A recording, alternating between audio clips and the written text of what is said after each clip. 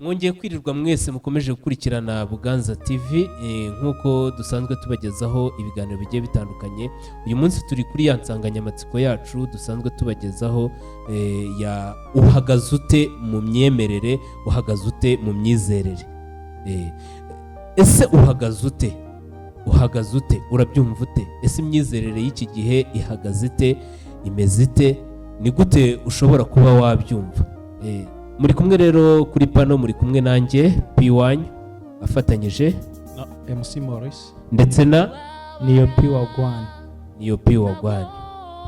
Uyu munsi rero nk'uko dusanzwe tubabwira ko hari byinshi tuba tugomba kugenda tureba, hari byinshi tugomba kuhuguranaho tukamenya ese aho dusengera, aho tuba bihagaze bite. Niyo mpamvu uyu munsi twabazaniye nanone indi sije ariko iri muri cya kiganiro cyacu dukunze kugira cyitwa mpagaze nte mu myizerere, mpagaze nte mu myemerere. Ndumva naha ikaze mu kiganiro mukomeza muri se ukatubwira ese noneho waduteguriye ihe topic. Yes, murakoze P wacu kuduha umwanya muri iki kiganiro. Reka dusenge Imana maze twemeze ikiganiro cyacu. Data mu izina rya Yesu turagushimiye ko Imana ishobora byose wabanye natwe, uraturinda kandi uturinda neza, ukuboko kwawe kwiza kubana natwe, izina ryawe rihabwe icyubahiro. Unyemerere tubashe gusobanukirwa kugira ngo natwe dusobanurire abadukurikiye kandi abatwumva, kugira ngo turusheho guhesha izina ryawe icyubahiro. Komeza ubane natwe kandi utwigishe kubw'icyubahiro cyawe mu izina rya Yesu, amen. Abakurikiye Buganza TV dukomeje kubaha ikaze kandi nanone nk'uko bari bahaye abatwumvira hirya no hino hatandukanye mu Rwanda ndetse no mu mahanga. Turabishimiye kubw'uyu mwanya muba muduhaye kugira ngo tubashe kuganira uburyo umuntu wese yaba ahagaze mu myizerere cyangwa mu myemerere, uko waba ubyumva. Birashoboka ko bitandukanye n'uko bikwiriye kuba bimeze, cyangwa birashoboka yuko uko ubyumva n'uko ubibona ariko biri, ariko twirefera ku ijambo ry'Imana.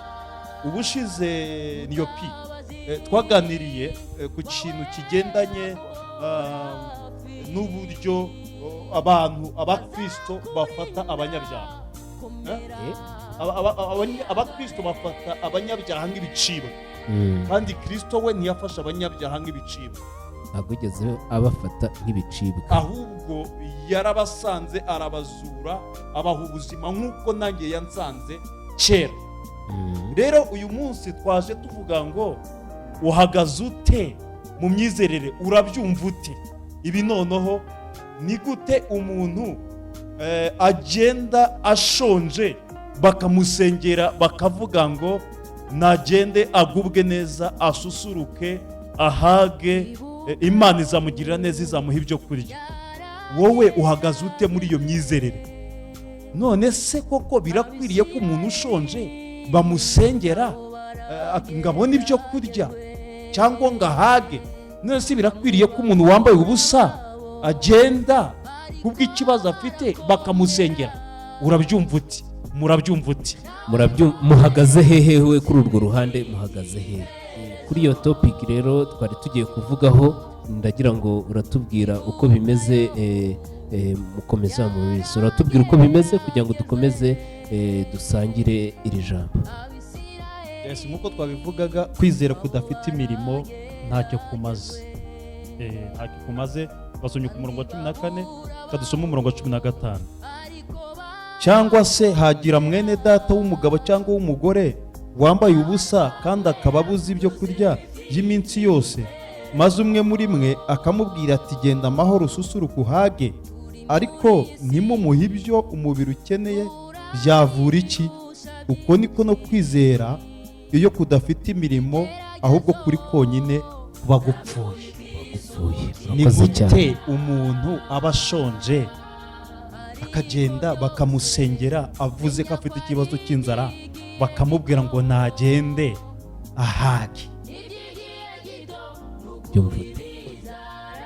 Birashoboka se? Wenda yatubwira Niyo P, hari ukuntu yumva ko wasengera umuntu akagenda inzara igahita cyangwa agasanga stoke yuzuye, bimeze biti?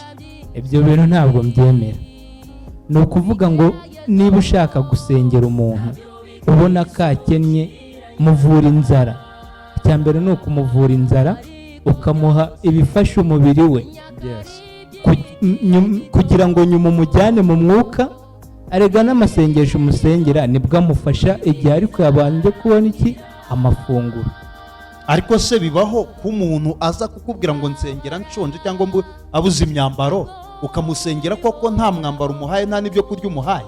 ibyo nabwo ntabwo mbyemera. warabibonye se? hari umuntu wabisengeye undi gutyo kandi afite ikibazo?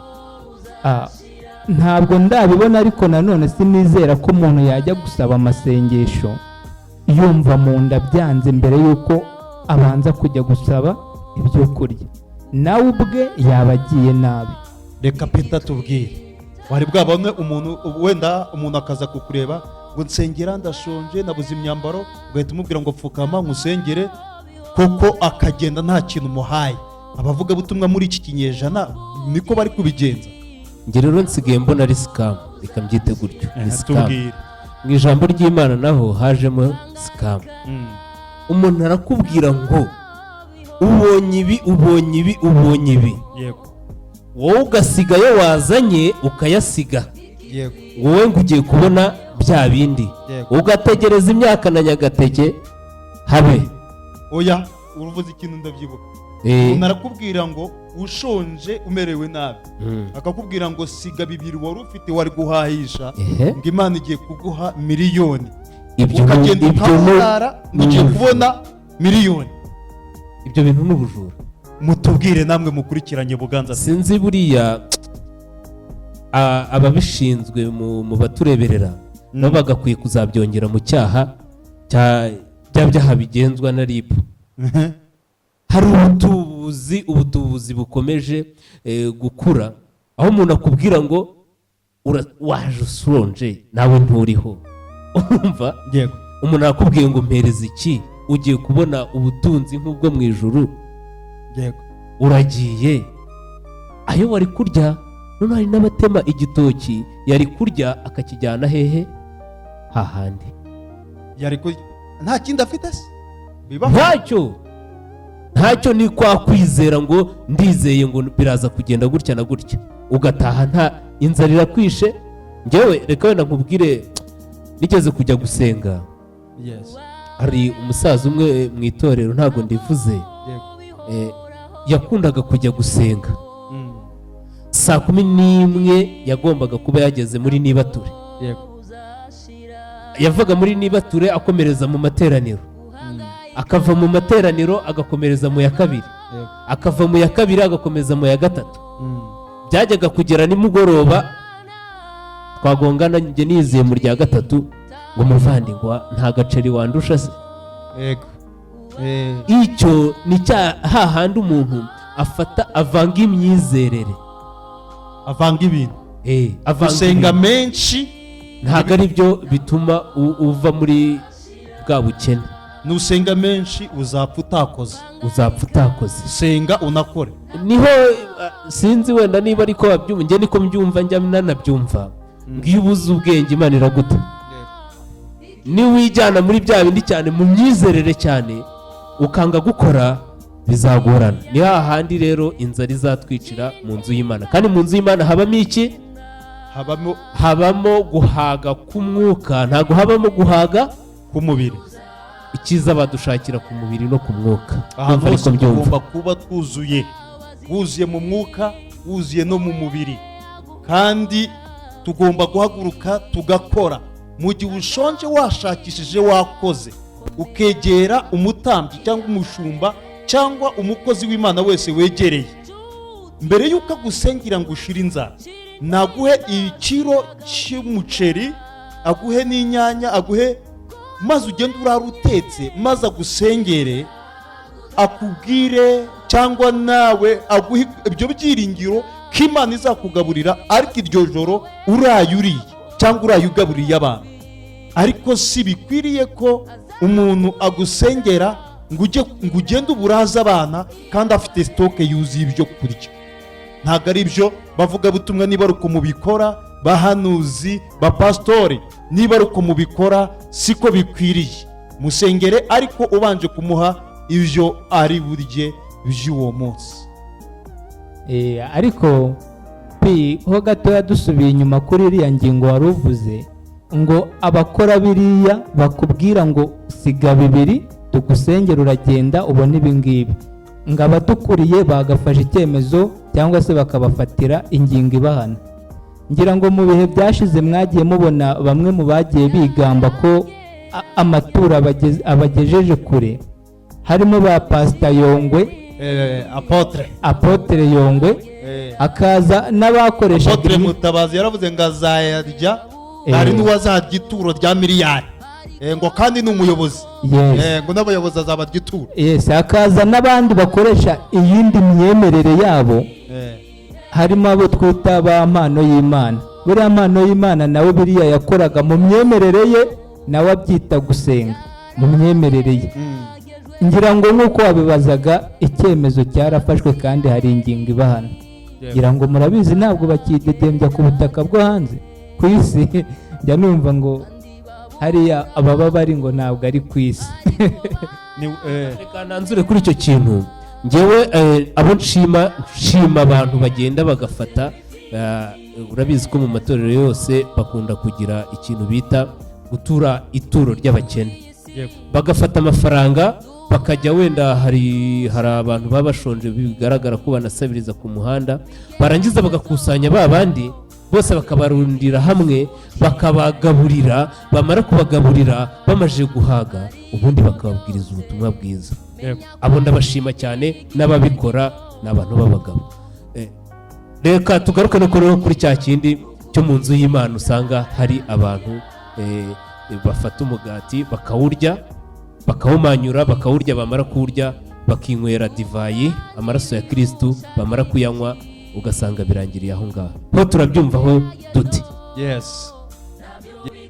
ese niba umuntu ashonje akajya mu rusengero, nabonye hari n'abaguma mu rusengero bakanga kujya gukora. Pastor, icyo ni ikibazo gikomeye cyane, bihabanye cyane n'ijambo ry'Imana. ese koko umuntu ashobora kujya mu ijambo ry'Imana cyane, agasenga, agahora mu rusengero, bikazatuma akira inzara cyangwa se ahagiramo? Oya, iyo ni agira inzara yo mu mubiri, kandi mu mubiri niho ugomba kubaho mu buryo bw'umwuka. Yego. utameze neza mu buryo bw'umubiri no mu mwuka ntushobora kumera neza. Reka twumve Niyopi uko abyumva. Wagwana. nanjye ukuntu mbyumva, ntabwo nizera ko umuntu ushonje ari ikintu yakwakira mu buryo bw'umwuka.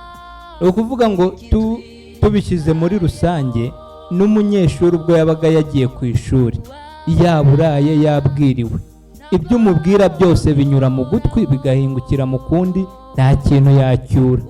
rero sinumva ukuntu wabwira umuntu ngo uri kumusengera mu gifu yumva byanze, amara ari gukururana n'andi, ntabwo byakunda. twumve mukomeza muri se uko icyo ibyanditswe bibivugaho.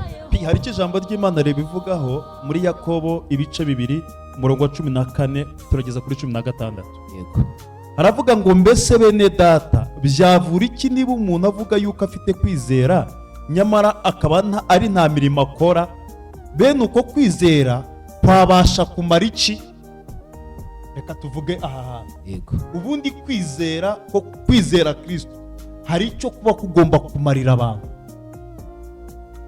Ngo umuntu yavuga ko afite kwizera ntacyo amaze, ntacyo amariye abantu? Ntacyo.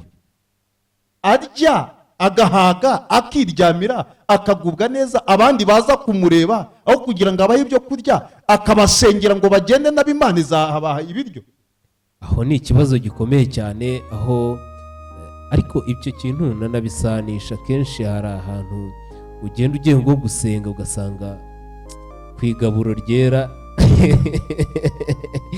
ufasheho gato bakabimira, ni abanyabyaha bakabigiza inyuma. Jewe rero ukuntu mbyumva aho ngaho naho, nubwo byose bifitanye isano, buriya igaburo ryera, umubiri n'amaraso bya Kristo, umubiri watanzwe ku bw'abanyabyaha n'amaraso ameneka ku bw'abanyabyaha.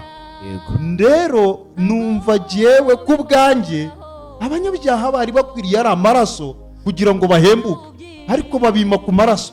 Ariko nkatangazwa nuko bababwira ngo ntibemerewe ku maraso ya Yesu no ku mubiri we, ariko bakababwira yuko icya cumi bagifata n'amaturo bakayafata. Urumva iyo ndumva basigiye yaba indi topic, ariko aka kantu ko mugatekereza, ako kantu bagatekerezaho. Twicirwa inyota kandi dukwiye kunywa ku maraso, kuri ayo maraso adukiza, aduha ubuzima. Hanyuma ugasanga tugize iki, ugasanga rimwe duhazwa rimwe mu gihe runaka, cyangwa se dufata ku ifunguro ryera wenda rimwe mu kwezi. Ariko muri uko kurya ku ifunguro ryera uba usanga turiye umubiri ariko ntidunywe ku maraso. Yego, aho ngaho ni ku kiliziya. Divayi, urumva hari umuntu uvuga ngo divayi inywebwa n'umuntu umwe. Bari umuntu wavuze ngo divayi inywebwa n'umuntu umwe, ngo kandi ngo barakoropa, ngo bagatura, ngo bagakora ibintu byose, ngo ariko divayi ikanywebwa n'umuntu. Niyo uyinyweye ngo ukoze icyaha ngo ubuyibye. Niyo ibyo bintu byumva ute wowe? Njye nk'uko mwabivuze ko iriya divayi igereranwa n'amaraso ya Kristo, ntabwo numva ukuntu umuntu umwe mu iteraniro cyangwa se mu rusengero ari we wanywa kuri iyo divayi wenyine, kubera ko amaraso ya Kristo abereyeho gucungura abantu bose, abereyeho kunyobwaho n'abantu bose akabagirira akamaro. Rero ntabwo numva ukuntu hari bamwe babwira ngo ntabwo mwemerewe ibi kubera impamvu runaka, wenda ngo mwebwe murabyemerewe. Biriya bintu njye ntabwo mbyemera. Batubwiye mwe murabyumva mute, muhagaze hehe mu myizerere? Ese ko Yesu ajya kugenda basigiye ikimenyetso ngo kizabe ikimenyetso bazahora bibuka? Ati uyu ni umugati abamanyurira kwa kundi muri ya minsi ye ya nyuma, umubiri wanjye ugiye kubatangirwa, kandi bizabe isezerano rizahora ribanyibutsa. Ndetse abaha no kuri ka divayi. Ariko ngira ngo impamvu ngira ngo njye nanabibona umenya ari uko divayi ihenda. None se yaramuka ihenze ubwo abantu bakimirwa ku maraso ya Yesu? Bajya babaha agafuniko kamwe basi. Yego, urabona mu barokoreho buri muntu anywaho, ariko akanywaho akantu gake, ariko akanywaho. Ariko noneho uwo ngo uwakoze icyaha ugikekwaho ntabwo aba yemerewe kwegeraho. Yego, keretse utafashwe. Utafashwe we aragenda akiyeza ku giti cye, yarangiza akegera ameza y'umwami. Bitavuze ngo warabatijwe cyangwa se warize. Ugomba kuba warabatijwe. Ako kantu nako buriya hari ukuntu bakagiye bayisengera na wa wundi utarabatijwe nawe akafata kuri uwo mubiri n'ayo maraso, nawe akezwa bya byaha. Uhagaze ute mu myizerere? Tubwire muri comment. Birakwiye ko ukoropa, ugatura, ugaturisha, ugacuranga, abandi bakaririmba, divayi ikanywebwa n'umuntu umwe? Birakwiye ko amaraso ya Yesu n'umubiri we abantu babyimirwaho? Amaraso akanywebwa n'umuntu umwe cyangwa abantu bamwe? Ni ikibazo ngira ngo niyo mpamvu tuba twaganiriye hano, kugira ngo nawe ugire icyo utubwira muri komenti. Ese urabyumva ute? Uhagaze hehe mu myizerere yawe? Si uko tuba twatunze urutoki ba kanaka, si uko tuba twatunze urutoki bariya, ahubwo twese tuba tugomba gusangira tukareba ko hari ibyakosowe. Ni amakuru tuba twumva mu bantu babivuga bitandukanye. Wowe urabyumva ute? Hari umuntu bigeze kwimigaburo, ndabizi neza, niyo pi ndabizi, birangije niyo paratubwira, birangije niyo pi wasanga bararimwimye. Birashoboka bamwimye igaburo, umuntu bamaze kumwimigaburo yanga kuva imbere, aravuga ngo ko uyu mubiri ari uwa Yesu n'aya maraso akaba ari aya Yesu, uyu mubiri ari uwa nyoko, cyangwa aya maraso ari aya so, noneho mwadukora ibiki ko mwatumara? Arababwira ngo mume kuri uyu mubiri si uwa so cyangwa uwa nyoko, yanga kuhava. Niyo pi we bakwimye rwa Yesu muduhe saya so saya nyoko ya maraso n'uyu mubiri, wowe bakwimye uwo mubiri n'ayo maraso wabigenza ute? njye banyimye kuri uriya mubiri n'ariya maraso ntacyo nabivugaho kubera ko ku myaka mfite ndahamya neza ko ntarabikoraho. Nasengeye mu madini n'amatorero agiye atandukanye, ariko hamwe narakumiriwe ngo ni ukubera ko ntujuje imyaka. Azi wumva ko yakumiriwe niyo pe waba utarakumiriwe? Narakumiriwe, ahandi nkumirwa ngo ntabwo nujuje ibisabwa byo kuba nafata kuri iryo funguro. Ariko nanjye iyo nsubiye inyuma ni bya bindi nahoze mvuga ngo ntabwo biri ngombwa, mba mbona bidakwiriye.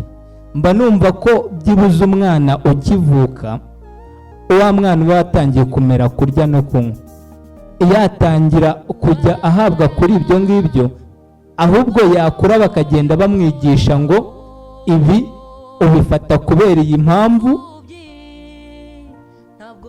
Niyo paravuga ngo kuri ibyo ngibyo nk'utabizi niyo pinagaheruka ku rusengero. Oya, gusenga ndasenga, ariko batubwira ko insengero, imibiri yacu ari insengero z'Uwiteka. Wow, murakoze cyane. Reka namwe mutubwire, murabyumva muti? Murabyumva mute ku bijyanye n'uko buri wese ashobora kugenda akimirwa ku bijyanye n'amaraso ya Yesu n'umubiri wa Yesu, ugasanga turiye ku mubiri ariko ku maraso wapi? Cyangwa bagucekaho ibyaha ari umubiri bakawukwima n'amaraso ye bakayakwima, ubwo aramutse ari ay'umwe muri bene wabo byagenda bite? Wasiga agatwe. Reka rero ducumbikishije aha ngaha, mwari kumwe nanjye P1 na niyo P1 afatanyije na MC Maurice.